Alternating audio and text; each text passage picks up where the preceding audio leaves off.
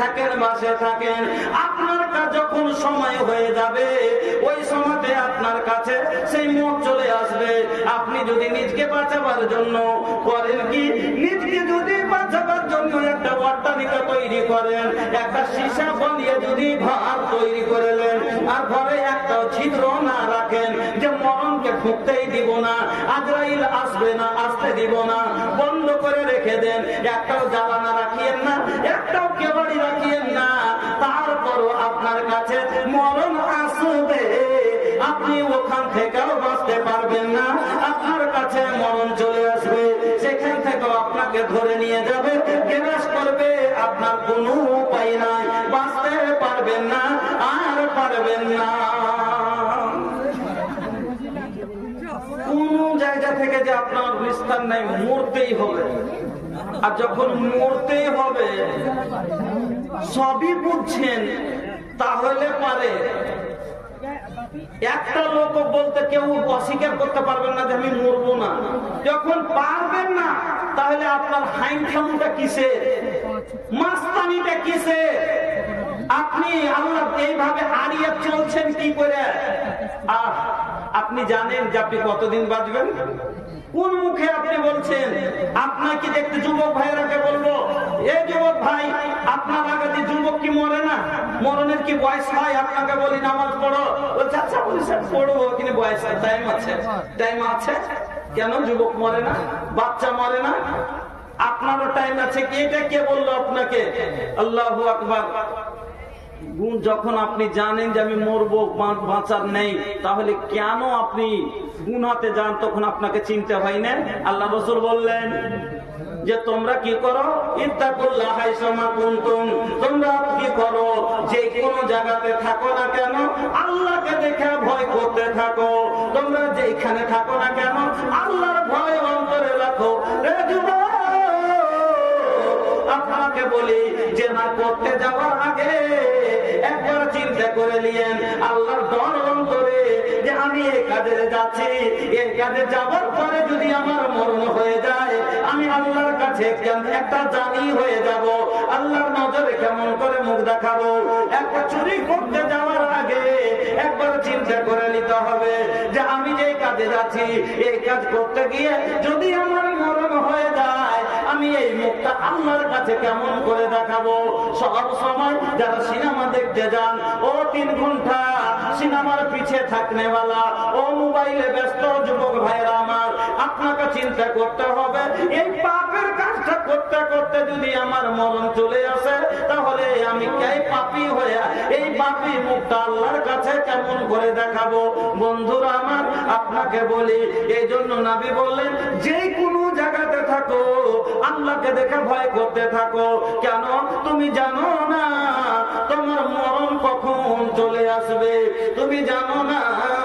रुपया पैसा गहना असराफी नोट रखने वाले कोई न ले गए साथ अपना, मर गए मरने वाले।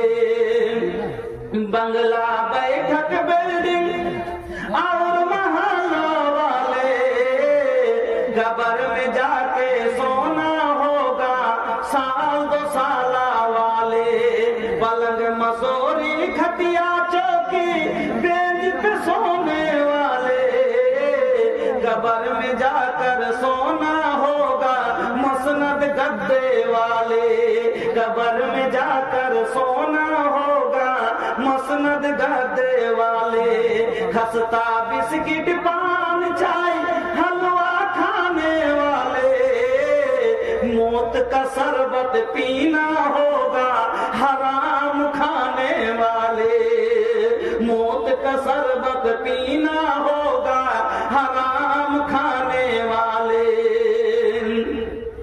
चीनी अरबी तुर्की मिस्री रूमी भारत वाले, गोरा काला दुबला पतला मर गए मरने वाले। गोरा काला दुबला पतला मर गए मरने वाले।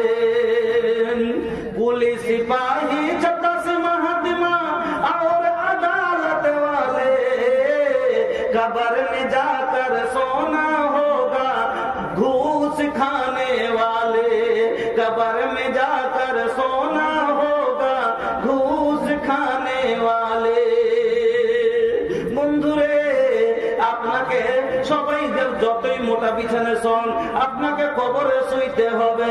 আপনার কবরে কোনো বিছানা যাবে না, খালি মরণটা যেমনি আপনার চলে আসবে, আপনার সন্তানেরা এটা বলবে না আমার বাবার বিছানাটা মোটা ছিল, আমার বাবার বিছানায় একটা মোটা করে তোষক দেওয়া যাবে। কোন রাজা পাইনি, কোন মহারাজা পাইনি, কোন যোদ্ধার পাইনি, কোন জমিনদার পাইনি, আপনিও পাবেন না। এটা বিধির বিধান। ওই সদা এখানকার কাপড় আপনার সাথে যাবে, আর কিছু যাবে না। বন্ধু আমার, আপনাকে বলি, जगह जब पैसा से लेबा भैया 22 बीघा कीन हो तो वो नसीब होई 2 गज जमीन हो। पैसा से लेबा भैया 22 बीघा कीन हो तो वो नसीब होई 2 गज जमीन हो। যদি 22 বিঘা জমি কিনে থাকেন, 100 বিঘা জমি কিনে থাকেন, যার 500 বিঘা আছে, ও বাজান গো, তারও কবর আপনারই সমান হবে, তার কবরটা 5 কাঠার হবে না। তারও কবর একটা ফকিরের যতটুকু জায়গা, ওই 500 বিঘার জমিনদারের জায়গাও হলো অতটুকু। আপনাকে যেতে হবে। বন্ধু আমার, আপনি মরলেন, কত লোককে দিলেন তখন, কত জানাজার পড়েছি নামাজ, কত লোকের দিয়েছি তখন, কত জানাজার পড়েছ নামাজ, কত লোকের দিয়েছ তখন, তবু কেন ভাবো না ওরে বুঝে মন, তবু কেন ভাবো না ওরে বুঝে মন। ও বন্ধু, কত লোককে নিজের সামনে মরতে দেখলেন, দাদু গেল, নানা গেল, পাড়া প্রতিবেশী গেল, গ্রামের সরকার গেল, হাজি গেল, মুফতি গেল, মৌলানা গেল, কাউকে ছাড়েনি, আপনাকে যেতে হবে। আর কত মরণের কষ্ট, আল্লাহ রে আল্লাহ, আপনারা সব চোখে দেখতে পান। সুবহানাল্লাহ। আপনাকে বলে দিই, আমার নবী যখন আখেরি শ্বাস টানতেছিলেন, আমার নবীর মরণের সময় আসলো। আমার নবী 2 জাহানের নবী। আমার নবীর জীবনে কোনো গুনাহ ছিল না, আমার নবীর জীবনে কোনো পাপ ছিল না, শুধু নেকি আর নেকি। আমার মাসুম নবীর মরণের কথা শুনেন। আম্মা আয়েশা বলেন, যখন আমার নবীর মরণ হয়, ওই সময়তে নবীর মাথাটা আমার কোলে ছিল, আমার বুকের নিচে এখানে ধরেছিলাম। আর রাসূলের বুকখানা যেমন চাকিতে গম দিলে যেমন ঘর ঘর ঘর ঘর করে, ওই রকম বুকের ভিতরটা যেন আওয়াজ করেছে। আমার নবীর মরণের সিদ্ধাত এত বেড়ে গেল, এত কষ্ট বেড়ে গেল গো বাজান, আমার নবী সহ্য করতে পারে না। বারবার খালি মুখখান শুকিয়ে যাচ্ছে, পিয়ালায় পানি নিয়ে হাত ভিজিয়ে ভিজিয়ে মুখের ওপর মুছতে আছে। আর আমার নবী বলছেন, আল্লাহুম্মা রাফিকাল আলা, আল্লাহুম্মা রাফিকাল আলা, আল্লাহুম্মা ইন্না আউযু বিকা মিন শিদ্দাতিল মউত ওয়া সাকারাতিল মউত। আমার নবী 2 জাহানের নবী হয়ে যদি মরণের কষ্ট থেকে পানা চায়, আমার নবীর মরণে যদি কষ্ট হয়, ও আমার মতো আপনার মতো ফজরের নামাজ ছাড়লে বলা, আপনার মতো আমার মতো বেনামাজির মরণ কিরকম হতে পারে, আপনার আমার মরণ কত ভয়ানক হতে পারে, কত কষ্টদায়ক হতে পারে, একবার কেন আপনার ফিকির হলো না? কত মানুষকে আপনি মরতে দেখলেন, কিরকম করে জিহ্বাটা চাবায়, কিরকম চোখ গলা বড় বড় করে, কিরকম করে মুখখান কেচমেচ করে, হাত টানে পা টানে, কত রকমের ছটফট ছটফট করে। ওরে সুবহানাল্লাহ, ওই মরণ কষ্টটাকে আপনার হবে না, ওই মরণের সিদ্ধান্তটাকে আপনার হবে না, আপনার আমার ওই মরণের কষ্ট বন্ধু আমার। তারপরও আপনি একবার মরণ বলে আপনার ফিকির হলো না। যদি মরণের ফিকির থাকতো তাহলে আপনার জীবনে নামাজ হারাইতো না। যদি মরণের ফিকির থাকতো তাহলে হারাম আপনার ভিতরে যেত না। যদি মরণের ফিকির থাকতো তাহলে আপনি বেঈমানের রাস্তায় নামতেন না। যদি মরণের ফিকির থাকতো তাহলে আপনার দ্বারাই গুনাহ হতো না। কারণ যখন মরণের ফিকির যার আছে তার গুনাহ করবে না। কেন যে গুনাহ করলে যে আমি বললাম আমাকে মরতে হবে, আর মরতে গিয়ে আমাকে জীবনের সব হিসাব দিতে হবে। আল্লাহর কাছে গিয়ে আমাকে এক এক করে হিসাব দিতে হবে। बचपन बीता अरे बीतली जवानी आयल बूढ़ापा फिर भी छूटल नादानी, छूटल नादानी। बचपन बीता अरे बीतली जवानी आयल बूढ़ापा फिर भी छूटल नादानी, छूटल नादानी। मौत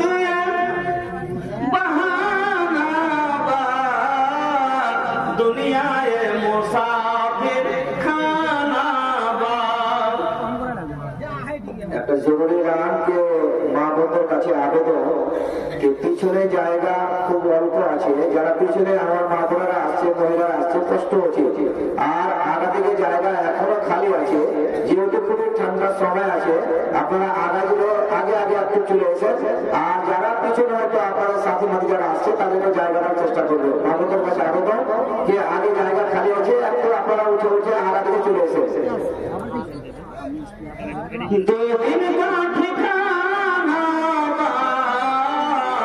दुनियाए मुसाफिर खाना बा। बचपन बीता अरे बीतली जवानी आइल बूढ़ापा फिर भी छूटल नादानी, छूटल नादानी। मौत बहाना बा दुनियाए मुसाफिर खाना बा। বন্ধুরে, যেমন মুসাফির খানাতে মানুষ আসে আবার চলে যায়, এখন এলো কালকে থাকবে না, ট্রেন ধরে নিজের ঠিকানায় চলে যায়। ওই রকমই আল্লাহর জমিনে আমরা মুসাফির এসেছি, আবার নিজের ঠিকানায় চলে যাব। আমাদের ঠিকানা, আসল ঠিকানা আমাদের যেটা, সেটা হলো আখিরাতের জীবন, জান্নাত জাহান্নাম। আমার বন্ধুরা, আপনাকে বলি, এবার মরণ হয়ে গেল, সবাইকে জানেন মরতে হবে। মরে গেলেন, মরে যাওয়ার পরে এবার আপনাকে গোসল টোসল দিলে, ওগুলো মাওলানা সব বললেন, সলফি সাহেব আপনাদের সম্মুখে, মশলা মাসাইলে যাওয়ার দরকার নেই। এবার আপনাকে গরম পানি দিয়ে ধুইয়ে এবার কাফনে শুকিয়ে দিয়ে চার পায়ে ঘাড়ে করে লেগে চলে যাচ্ছে। সুবহানাল্লাহ। আপনার বিশুদ্ধ কি দিচ্ছে? নবী বলেন, যখন মাইয়াটাকে নিয়ে বাড়ি থেকে বের করে, ভাই মাইয়াতে এবার মরে গেল, আত্মীয় স্বজন খুব কাঁদলে, কাঁদলা কাটা করে নিয়ে কিছু উদ্ধার করতে পারলো না। এরা শুধু গুনাহ করলো, আর কিছু করলো না। এবার তার গোসল সেনানো হয়ে গেল, আখেরি গোসল হয়ে গেল। আল্লাহু আকবার। এবার জানাজার খাটলা ঘাড়ে উঠে গেল, নিয়ে যাবে জানাজা পড়তে। এমন সময়তে আপনি একবার চিন্তা করেছেন ওর কাছে থাকলোটা কি? নবীজি বলেন, তার সাথে তিনটা জিনিস এবার চলে যায়। তার কেবল মাইয়াটা সালাসা, তিন জিনিস তার সঙ্গে যায়। একটা গেল কি না, তো তার আত্মীয় স্বজন, তার বেটা বেটি, পাড়া প্রতিবেশী, তার খানদান লোক, বংশের লোক, তারা পিছে পিছে সবাই মাথা ফোন দিতে যায়, তারা মাটি দিতে যায়। আর একটা তার হলো সামান কিছু যায়, যেমন একটা কোদাল যায়, একটা বালতিতে জল যায়, এরকম কিছু ক্যাথা, একটা খাট যায়, সাথে দুটো গেল। আর একটা হলো তার জীবনের আমল সঙ্গে যায়। এবার তিনটা জিনিস সাথে সাথে চলে গেল। যখন মাইয়াটাকে কবরে রেখে দেওয়া হলো, আর রেখে দেওয়ার পরে এবার ওপরে পাটাতনটা বিছিয়ে দিয়েছে। আল্লাহ রে আল্লাহ, ওই কবর ছোট্ট মাটির ঘরে আমার দেহ নিথর হয়ে পড়ে রবে। আমার কবরে আলোর প্রদীপ কেউ নাই কবর জ্বালবে। থাকবে না কেউ জানি তোমার পাশে, থাকবে না কেউ জানি আমার পাশে। কাটাবো একাকী রাতেরই দিন, হারিয়ে যাব একদিন সবাই, রব না ভগবানে চিরদিন। এবার বন্ধুরা আমার, ওই লোকটাকে রেখে দিয়ে তার উপরে মাটি দিয়ে সব লোক চলে যাবে। সন্ধ্যা ঘনিয়ে এলো, সন্ধ্যার সময় বলবে না কালকে বাবা ঘরের ভিতরে ছিল, অন্ধকার হবার আগে বাড়ির লোকেরা বলেছিল তোর বাবার ঘরটার বাতিটা জ্বেলে দেবে, তোর বাপের ঘরের বলটা জ্বালিয়ে দে। আজ বাবা এমন ঘরে গেল যেই ঘরে কেউ আর বাতি জ্বালাবে না। এই ঘরে পড়ে কালকে 1 ঘন্টা বাবার আওয়াজ না পেলে সবাই কি ব্যাপার, আব্বা কেনে কথা বলে না, আব্বার কেন সারা পায় না, সবাই দেখতে গেছে। আমা করলে পাড়া প্রতিবেশী সব দড়িয়ে এসেছে। এমন ঘরে গেলাম, এই ঘরে আর কেউ দেখতে যাবে না। জীবন জীবনের মতো আর কেউ টুকিও মারবে না, উকি দিয়ে দেখবে না, একটা বাতিও জ্বালিয়ে দেবে না। কতই চিৎকার করেন না কেন, কেউ আর শুনতেই পাবে না। আল্লাহ রে আল্লাহ বলবেন কবরে কেন চিৎকার করে? বাজানো আল্লাহর নবী বলছেন কবরে মাইয়াতকে যে কষ্টটা হয়, সুবহানাল্লাহ, ওই রকম ভাবে তারা চিৎকার করে, যার চিৎকারে আল্লাহ রে আল্লাহ সমস্ত জিন আর ইনসান করে যত পৃথিবীর মাখলুক আছে সবাই শুনতে পায় তার কষ্ট আওয়াজটা। যেরকম কোন মানুষকে কষ্ট হলে ছটফট ছটফট করে গরুর মতন চিৎকার করে, ওই চিৎকারটা সব মাখলুক শুনে, আর অন্য কেউ মানুষ আর জিন শুনতে পায় না। কেন পায় না? নবীজি বললেন যদি কবরের আযাবের, কবরবাসীদের চিৎকার তোমরা শুনে নাও, তাহলে কবরে দফন দিতেই যাবে না। এই জন্য আল্লাহ রাব্বুল আলামিন তোমাদের শোনার সুযোগ দেয়নি।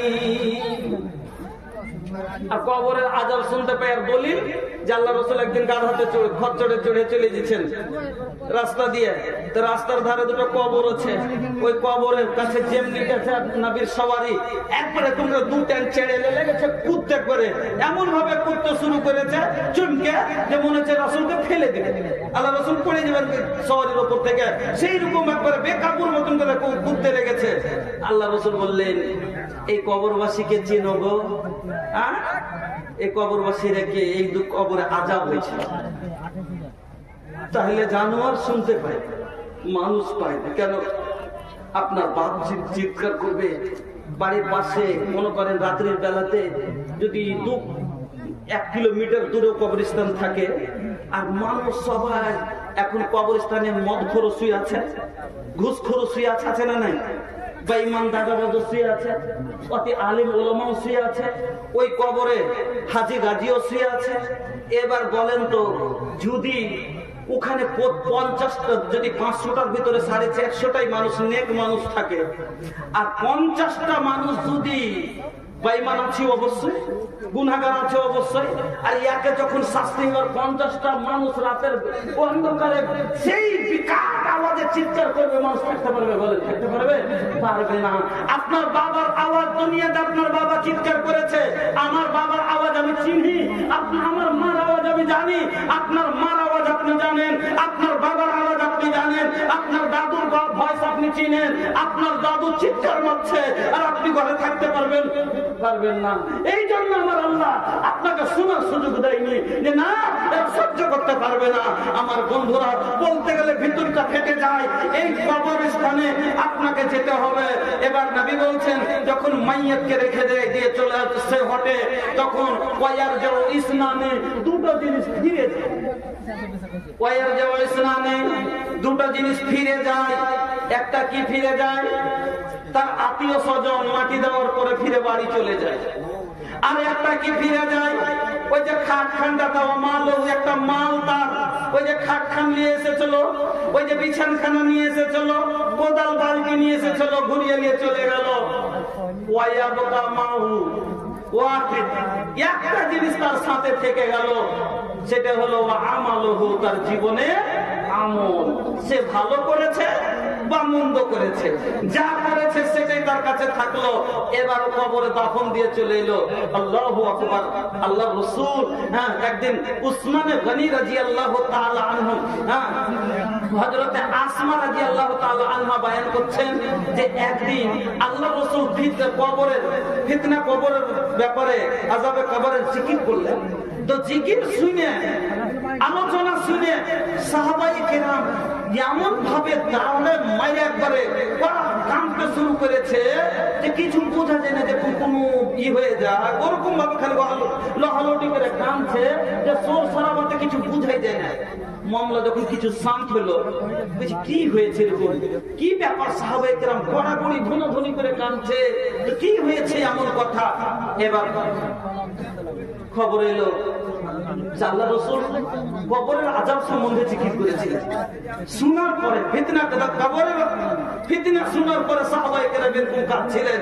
আল্লাহু আকবার। উসমান গনি রাদিয়াল্লাহু তাআলা আনহু যখন কবরকে দেখতেন তো কবর মাটি দিতে যেতেন। আজকাল আমরা মাটি দিতে যাই, সুবহানাল্লাহ, কবরস্থানে মাটি দিতে যায় কি করে, এর কি মজা করে। কত মানুষ পাবেন মাটি দিতে যে মজা হাসাহাসি করে না? আমি তো আমার এলাকাতে দেখি একটা লোককে যেখানে মাটিতে যায়, আল্লাহ তোকে কি বানাচ্ছে আর আল্লাহর সাথে কি করবে আল্লাহ ভালো জানেন। ওখানে যাওয়ার পরও হাসবে। কবরস্থানে যায় এমন একটা করে আজব কথা কয়ে দিবে, হাসার সব সময় এমন রহস্য মজাকের কথা বলবে মানুষকে হাসিয়ে দিবে। তখন তাজ্জব করি, সুবহানাল্লাহ। নবীজি বললেন, জুরু কবুরাকুম, তোমরা কবরের জিয়ারত করো, ওয়া ইস্তিগফার লিআখিকুম, তোমার ভাইয়ের জন্য ইস্তিগফার করো। কবরের জিয়ারত করতে কেন বললেন নবীজি? মাটি দিতে যেতে কেন বললেন নবীজি? এই জন্য যে মরণের তোমরা বেশি জিকির কি হবে, স্মরণ হবে। নবী বললেন, তুযাক্কিরুল মউত, তোমরা মরণকে খুব বেশি বেশি করে জিকির করো, স্মরণ করো। আল্লাহু আকবার। এই জন্য কবরের কাছে গেল, কবরের কাছে যাবে, মানুষ দেখবে এই অন্ধকারে, যখন রাত্রের বেলাতে এখান দিয়ে একটা লাইট হাতে করে ভয়ে যেতে পারে। এই কবরের গোড়া দিয়ে রেখে এখন একটা লোককে বলেন কবরস্থান থেকে ঘুরে আইতো, কবরের বাট দিয়ে একবার ঘুরে আই, ভয়ে যাবে না। ও ভাই, আপনি যদি দুনিয়াতে এত বড় ভয় পান, সব মানুষ জীবিত, আপনার বাপ বেঁচে আছে, মা বেঁচে আছে, আহলে আইয়াল বেঁচে আছে, চিৎকার করলে আপনার লোক জমা হয়ে যাবে। তারপরে যদি কবরের কাছে যেতে আপনার ভয় হয়, তাহলে কবরের ভিতরে যাওয়ার ভয় কেন হয় না? তাহলে কবরের ভিতরে যাওয়ার ভয় কেন হয় না? তাহলে কবরের ভিতরে যাওয়ার কেন ভয় হয় না? কবরের ওপরে তো সাপ থাকে না, কবরের ভিতরে নবীজি বলছেন একটা নয়, দুটা নয়, 99টা আজদাহা থাকবে। সুবহানাল্লাহ। একটা নয়, দুটা নয়, 99টা আজদাহা থাকবে। আজ একটা ঘরের ভিতরে যদি সাপ ঢুকে যায়, সাপের এত একটা বাচ্চা ঢুকে যায়, আপনার বিছানায় এখনো কামড় দেয়নি, গায়ে চড়েনি, চিৎকার মেরে ওটা কথা সব লাঠি নিয়ে দৌড়িয়ে আসবে না, বাতি জেলে দিবে। ঘরে যদি সাপ ঢুকে যায়, বিছানে একটা সাপ উঠে যায়, ভয়ে আপনি আতঙ্ক পালাতে শুরু করে দেন, দরজা খুলে বেরিয়ে গেলেন, বাতি জ্বালিয়ে দিয়ে আপনার ছেলে পাড়া প্রতিবেশী এসে সাপকে মেরে দিল। কিন্তু বাজার গো, ওটা এমন ঘর, ওই ঘরের কোন দরজা নাই যে বাড়িয়ে পালাবেন। কেবল সেই দিন বন্ধ করে দিয়েছে যেই দিন আপনার ওপরে আপনার আত্মীয় স্বজনেরা মাটি চাপিয়ে দিয়েছে। আপনার দরজা সেদিন এতদিনই বন হয়ে গেছে, হাজারো সাপ আসলে আপনি পালাতে পারবেন না। আজ পর্যন্ত কি দেখেছেন? আল্লাহর নবীর হাদিস তো মিথ্যা নয়। আর নবী বলেছেন কবরের ভিতরে 99টা আজদাহা সাপ দেওয়া হবে। তাহলে কাফেরেরা, যারা কাফের, তার আমি মানলাম যে মুসলমানের যদিও না হয় তবে কাফের আছে না নাই, কাফের মরেছে না মরেনি, মোদির বাপ মরেছে না মরেনি, অমিত শাহ খানদান মরেছে না মরেনি, আরো পার্লামেন্টের বড় বড় লোক নেতারা মরেছে না মরেনি, আরো বলেন তো যারা ফিল্মিস্তানের বড় বড় গায়ক নায়কেরা মরেছে না মরেনি। তাহলে ইয়ারা কি নাকি নেককার যে ইয়ার কবরে আযাব হয়নি? হয়েছে? অবশ্যই হয়েছে, অবশ্যই সাপ দিয়েছে, তবে বেরিয়ে আসতে পেরেছে? পারেনি। ওই দরজা সেই দিনই বন্ধ করে দিয়েছে, এই দরজা খুলবে না, কোনদিন খিল খুলবে না। যতই চিৎকার মারুক এই চিৎকার কেউ শুনবে না। আমার বন্ধুরা, ওই কবর আপনাকে ঢেকে দিয়ে চলে এসছে। এবার আপনাকে বলি, উসমানে গনি রাদিয়াল্লাহু তাআলা আনহু যখন কি করতেন, কবরের পাশে দাঁড়াইতেন, মাটি দিতে যেতেন। সুবহানাল্লাহ। আজ আমরা মাটি দিতে যাওয়ার পরে হুড়াহুড়ি গুতাগুতি করে মাটি দিই, মাটি দিতে হবে দিলাম নাকি? করে না করে না? মাটিটা দিতে এমন হুড়াহুড়ি, এমন মনে হয় সমাজে যে কবর ভেঙে পড়ে যাবে। কবরের ওপর এরকম হুড় লাগিয়ে দেয়। কিন্তু একবার চিন্তা করলে মন রে, আজ আমি ওর উপরে তুলে মাটি চাপাচ্ছি, হয়তো কালকে তখন আমার মতন মাটি পড়বে, হতে পারে আমার আজ ওকে কি দিলাম, কি দিয়ে গেল, এত বড় বাড়ি গাড়ি সব রেখে গেল, কিছু থাকবো না ওর কাছে। আমার গায়ে অবস্থা হবে, চোখে জল চলে আসবে, ওর ভিতর ফেটে যাবে, ওর ভয়ে অন্তর কাঁপবে। কিন্তু ইয়ার কি মজাক ছুটে না। উসমানে গনি রাদিয়াল্লাহু তাআলা আনহু যখন কি করতেন, যখন কবরকে দেখতেন, চোখের জল টস করে বইতে বইতে দাড়ি দিয়ে জমিনে টপ টপ করে পড়তো। সাহাবায়ে কেরাম জিজ্ঞেস করলেন, ও আল্লাহর সাহাবী, কি আল্লাহ রাসূলের সাহাবী, কি ব্যাপার? আপনি যখন কবরকে দেখেন, জাহান্নামের কথা শুনলে আপনি এত কাঁদেন না, কিন্তু কবরকে দেখলে আপনি এত কাঁদেন কেন? আপনার দাড়ি ভিজে যায়, আপনার দাড়ি থেকে টপ টপ করে চোখের পানি পড়ে, কি কারণে? বলেছিলেন, কেন তোমরা জানো না? আমার নবী বলেছেন, আল কবর রাউযাতুন মিন রিয়াদিল জান্নাহ, আল কবর আউয়াল মানজিলিন মিন মানাজিল আখির। কবর হলো আখিরাতের মঞ্জিলের সর্বপ্রথম মঞ্জিল। ফাইন্নাদা মিনহু আমা বাদাহু আইসারু মিনহু। যদি কবর থেকে ছাড় পাই সব জায়গায় আসান হয়ে যাবে। ওয়া ইল্লাম নানজা মিনহু আমা বাদাহু আসাদু মিনহু। যদি কবর থেকে ছাড় না পাই সমস্ত জায়গা মুশকিল হয়ে যাবে, বাকি কোথাও পাস হতে আর পারবো না। এই জন্য কাঁদছি, আরে কবর তোর কাছ থেকে ছাড় পাবো কি পাবো না? এই কবর তোর কাছ থেকে ছাড় পাবো কি পাবো না? এই জায়গাতে আমি এই জন্য কাঁদি। আর আজ আমরা ওই কবরের দেখে ভয় করি না, এই কবরের সবকে যেতে হবে বাবা। এই কবরের জন্য, এই কবরস্থানের জন্য জালসা। এই কবরস্থান আপনাকে কিনতে হবে।